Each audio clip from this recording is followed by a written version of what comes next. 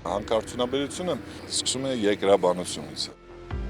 Հանքի աշխատանքը երկրաբանից է կախված։ Հիմա այս էքսկավատորները, որ ամեն մեկը միտեղ կանգնած է, սենց չէր լինի, եթե երկրաբան չլիներ։ Երկրաբանությունը ամենակարևոր մասնագիտություններից մեկն է, առանց որի հանքերը չեն կարող շահագործվել։ Երկրաբանությունը հետաքրքրասեր, խելացի մարդու մասնագիտություն է ամբողջ աշխարհում պահանջված։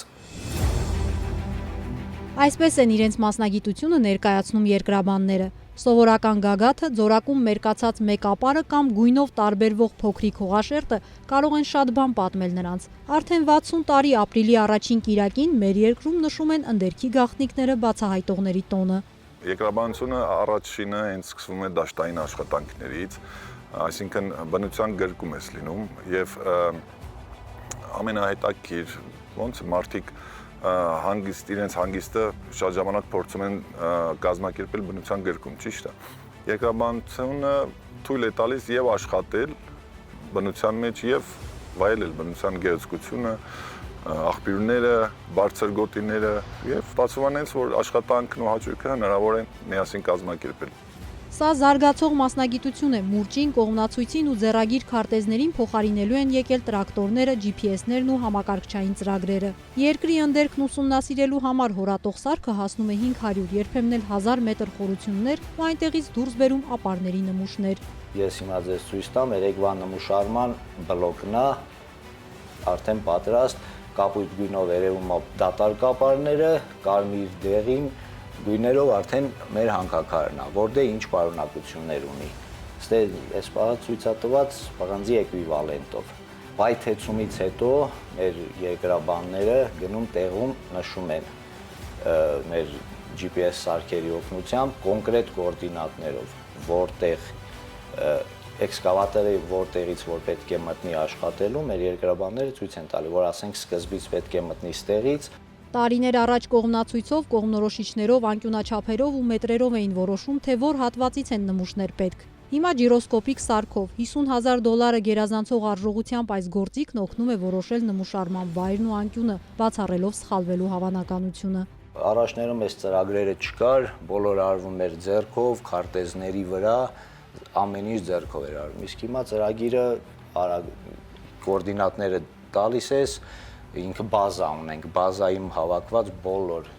բոլոր հորատանցքների բազան մենք ունենք, այսինքն եւ կոորդինատներով, եւ պարունակություններով ու ծրագիրը մեզ հնարավորություն է տալիս բոլորը sense on-line այսպես տեսնել։ Այսինքն նույն երեկվա տեսած նմուշարկման բլոկն է։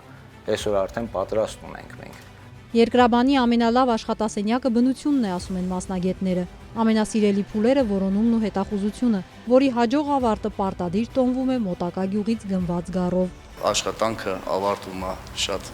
լավ արդյունք ունենում, գառն էլ պիտի մորթի էլի։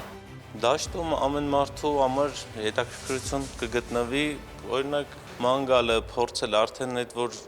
ման ես գալիս ինչ-որ բան ես գտնում, դա արդեն ինքնին իրանով հետաքրքրացնում է ամեն ինչ։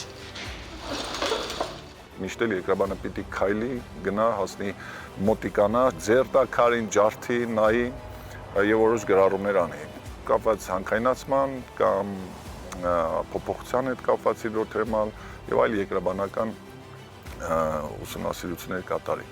Սա մասնագիտություն է, որի նկատմամբ հետաքրքրությունը տարեցտարի ավելանում է, ասում է Մայրբուհի աշխարհագրության եւ երկրաբանության ֆակուլտետի դեկան Սարգիս Քելյանը։ Կար ժամանակ, որ դիմորդները շրջանցում էին բաժինը, բայց հանքարդյունաբերական ձեռնարկությունների հետ համագործակցությունը մեծացրել է ոլորտի գրավչությունը։ Տարիներ շարունակ հետաքրքրություն որպես այդպեսին երկրաբանություն մասնագիտություն չէ ներկայացնում հասարակության շրջանակներում։ Հիմա եւ քանի որ պահանջարկը բավականին մեծ է, տենդենսը կարծես նաեւ տանում է դրան, որ արդեն իսկ ուսանողների թիվը, հետաքրքրվողների թիվը բավականին աճել է։ Կարևորագույնը դա,